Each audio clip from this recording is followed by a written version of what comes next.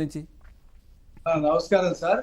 ఈరోజు కూటమి ప్రభుత్వం ఏర్పడి 1 సంవత్సరం అయిన సందర్భంగా మీకు అలాగే రాష్ట్ర ప్రజలకి ఏవిఎన్ వీక్షకులందరికీ కూడా శుభాకాంక్షలు, గర్వకారం.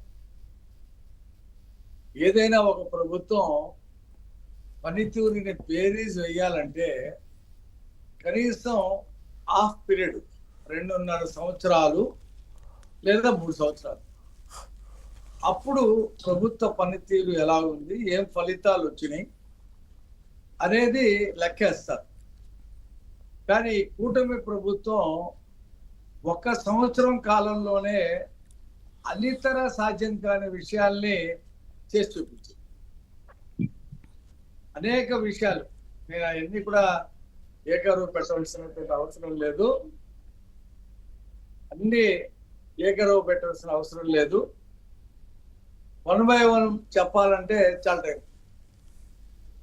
ప్రధానమైనటువంటి అంశాలన్నీ కూడా కంటి ముందు కనిపిస్తాం.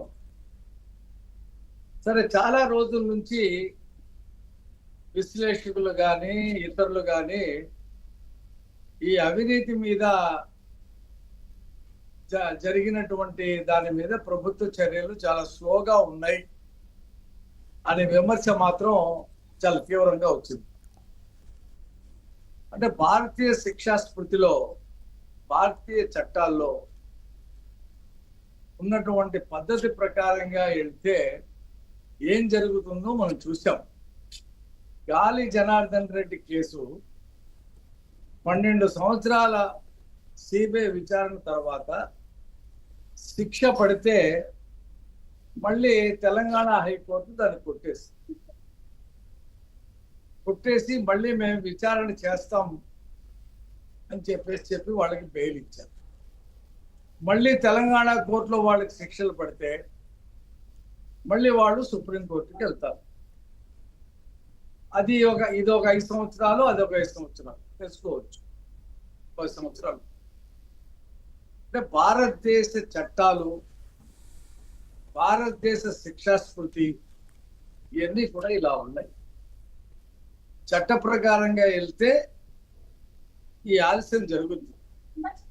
లేదా జగన్మోహన్ రెడ్డి లాగా రాత్రిపూట ఎత్తుకొని వచ్చేసి శిక్షిస్తామంటే అది ప్రజాస్వామ్యం అనిపించుకోదు. మనం చూస్తా ఉన్నాం.